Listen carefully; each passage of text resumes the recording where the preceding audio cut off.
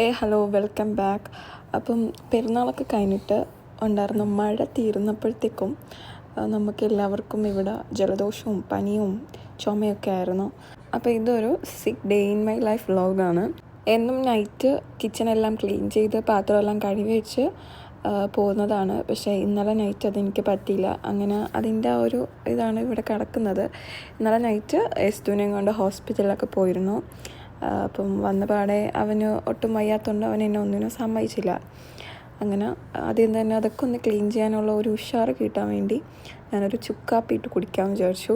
രാവിലെ എണീക്കുമ്പം ഒരു thought pain ഉണ്ട്. അപ്പം അതൊന്ന് മാറാൻ വേണ്ടിയാണ് ഞാൻ ഈ ചുക്കാപ്പി ഇട്ട് കുടിക്കുന്നത്. ഇന്നലെ നൈറ്റ് യേസുവിന് നല്ലപോലെ ഉറങ്ങാൻ പറ്റിയിട്ടുണ്ടായിരുന്നില്ല. മൂക്കടപ്പ് കാരണമാണ് ഉറങ്ങാൻ പറ്റാതിരുന്നത്. അപ്പം ഞാൻ ചെയ്യണമെന്ന് വെച്ചാൽ ഉറക്കിയിട്ട് തലങ്ങണിയിൽ കിടത്തുകയാണ് ചെയ്യുന്നത്. തല പൊക്കി വെക്കുമ്പോഴത്തേക്കും കുഴപ്പമില്ലാതെ കിടന്നുറങ്ങാൻ പറ്റും. ബ്രേക്ക്ഫാസ്റ്റിനായിട്ട് ദോശയായിരുന്നു. ദോശയ്ക്ക് പ്രത്യേകിച്ച് കറിയൊന്നും ഉണ്ടാക്കിയില്ല. കുറച്ച് നെയ്യും ഇട്ട് അതിൻ്റെ മണ്ടയിൽ കുറച്ച് പഞ്ചസാര ഇട്ട് മൊരിയിച്ചിട്ടാണ് എടുത്തത്. അങ്ങനെ കഴിക്കാൻ നല്ല ടേസ്റ്റാണ്. രാവിലെ ബ്രേക്ക്ഫാസ്റ്റ് എല്ലാം കഴിഞ്ഞ് രാവിലത്തെ മെഡിസിനൊക്കെ കഴിച്ചിട്ട് യേസുവിനൊന്ന് നെബുലൈസ് ചെയ്യാനുണ്ടായിരുന്നു. അപ്പം നെബുലൈസ് ചെയ്യാൻ ഭയങ്കര പാടാണ്. പിന്നെ ബുക്കൊക്കെ കാണിച്ചു കൊടുത്തിട്ടാണ് നെബുലൈസ് ചെയ്യുന്നത്. എങ്ങനെയെങ്കിലും കുറച്ച് നേരമെങ്കിലും പിടിച്ചിരുത്താൻ ശ്രമിക്കാറുണ്ട്. ഇവിടെ എല്ലാവർക്കും വയ്യാത്തതുകൊണ്ട് തന്നെ ലഞ്ചിന് എല്ലാവർക്കും കഞ്ഞിയായിരുന്നു. അതെല്ലാം കഴിഞ്ഞിട്ട് നമ്മളൊന്ന് ഉറങ്ങാമെന്ന് വിചാരിച്ചു. ഉറങ്ങി കുറച്ച് കഴിഞ്ഞപ്പോഴത്തേക്കും യേസുവിന് ഒട്ടും പറ്റുന്നില്ല. അങ്ങനെ ഭയങ്കര കരച്ചിലും ശ്വാസം എടുക്കാനുള്ള ബുദ്ധിമുട്ടൊക്കെ ആയിരുന്നു. അങ്ങനെ നമ്മൾ വീണ്ടും ഹോസ്പിറ്റലിൽ കൊണ്ടുപോയി. അങ്ങനെ ഡോക്ടർ ഓക്സിജൻ വെച്ചിട്ട് നെബുലൈസ് ചെയ്യാൻ പറഞ്ഞു. അങ്ങനെ അതെല്ലാം ചെയ്തു. ആൾ ആക്റ്റീവാണ്. പക്ഷേ ഉറങ്ങാൻ നേരം അവന് മൂക്ക് അടഞ്ഞിട്ടുണ്ടാവുന്നൊരു സഫക്കേഷനൊക്കെ കൊണ്ടിട്ടുണ്ടാവുന്നൊരു കരച്ചിലും വാശിയൊക്കെയാണ്. കുറേ നാളായിട്ട് മോനൊരു ഷൂ എടുക്കണമെന്ന് വിചാരിക്കുന്നത്. അവന് നേരത്തെ ഉണ്ടായിരുന്ന ഷൂ അങ്ങ് ടൈറ്റായി. അങ്ങനെ ഒരു ഷോപ്പിൽ കയറി.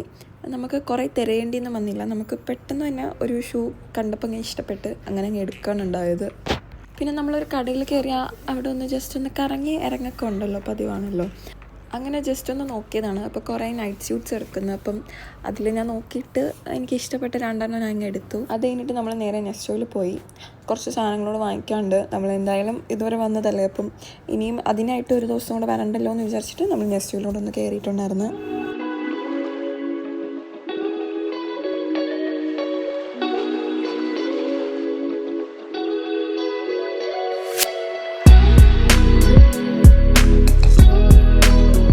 ഞാൻ ഈവനിങ്ങിൽ ഹോസ്പിറ്റലിലോട്ട് പോകുന്ന വഴിക്ക് കൊടുക്കാൻ വേണ്ടി ഉണ്ടാക്കിയതായിരുന്നു പാൻ കേക്ക്.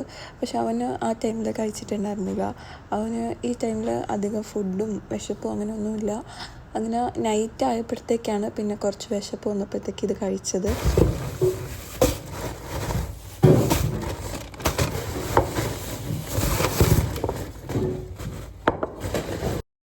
ഇപ്പോൾ ഇവിടെ യുദ്ധം നടക്കുന്നതുകൊണ്ട് തന്നെ ഒരുപാട് സാധനങ്ങളൊന്നും കിട്ടുന്നില്ല. അഥവാ കിട്ടിയാൽ തന്നെ നല്ല റേറ്റ് ആയിരിക്കും. അപ്പം ഇന്ന് നമ്മൾ ഇന്ത്യൻ്റെ വെളുത്തുള്ളി അന്വേഷിച്ച് പോയപ്പോഴത്തേക്കും അത് കിട്ടിയില്ല. ഇന്നിപ്പോൾ നമുക്ക് കിട്ടിയത് ഈജിപ്തിൻ്റെ വെളുത്തുള്ളിയാണ്. പിന്നെ വാങ്ങിയത് കൊച്ചുള്ളിയാണ്. അത് കുറച്ച് വാങ്ങിയിട്ടുള്ളൂ.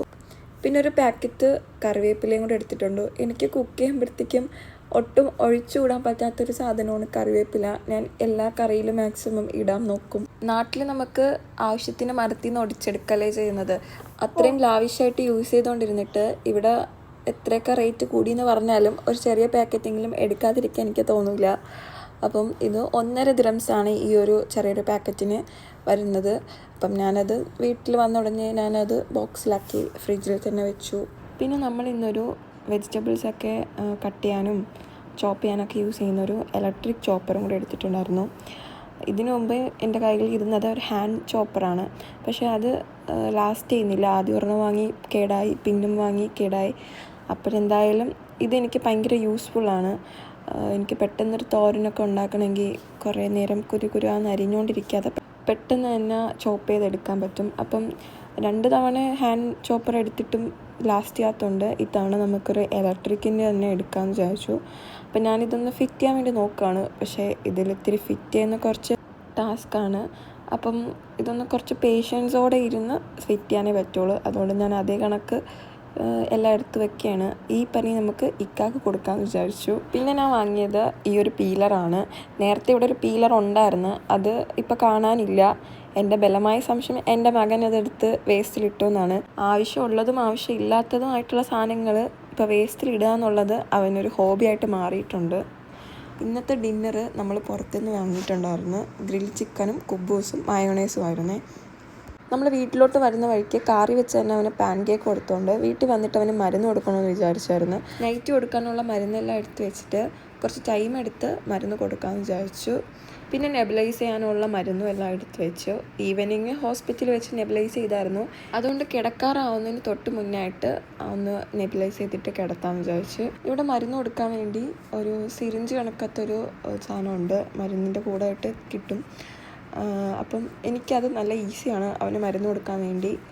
എനിക്ക് വലിയ ബുദ്ധിമുട്ട് തോന്നിയിട്ടില്ല ഇതിൽ മരുന്ന് കൊടുക്കാൻ വേണ്ടി. മറ്റേത് നമ്മൾ അടപ്പിലിങ്ങനെ കൊടുക്കാൻ നേരം അവൻ്റെ കൈ പിടിക്കണം, അവൻ്റെ വാ പിടിക്കണം, അങ്ങനെ തോന്നിയിട്ടുണ്ട്. അപ്പോൾ ഇതിലെനിക്ക് അവൻ്റെ ജസ്റ്റ് 2 കൈ മാത്രം ഒന്ന് പിടിച്ച് കഴിഞ്ഞാൽ അവൻ്റെ വായിലോട്ട് വെച്ചെടുത്താൽ അവൻ ഇത് ഫസ്റ്റ് ടൈം കണ്ടപ്പോഴത്തേക്ക് അവനൊരു കൗതുകമായിരുന്നു. അതുകൊണ്ട് അവൻ തന്നെ കുടിക്കുമായിരുന്നു. ഇതിൽ നമുക്ക് എത്ര ml ആണോ കൊടുക്കാനുള്ളത് അത് ഫുള്ളും തന്നെ നമുക്ക് എടുക്കാൻ പറ്റും. മറ്റേ ഫില്ലർ കണക്ക് 1 ml എടുത്ത് കൊടുത്ത് വീണ്ടും 1 ml എടുത്ത് കൊടുത്ത് അങ്ങനെ എടുക്കേണ്ട ആവശ്യം വരുന്നില്ല. എന്നാൽ പിന്നെ ഞാനിത് പോയി കൊടുത്തിട്ട് വരാം. അപ്പം ഇതൊക്കെ തന്നെയായിരുന്നു എൻ്റെ ഒരു ഡേ.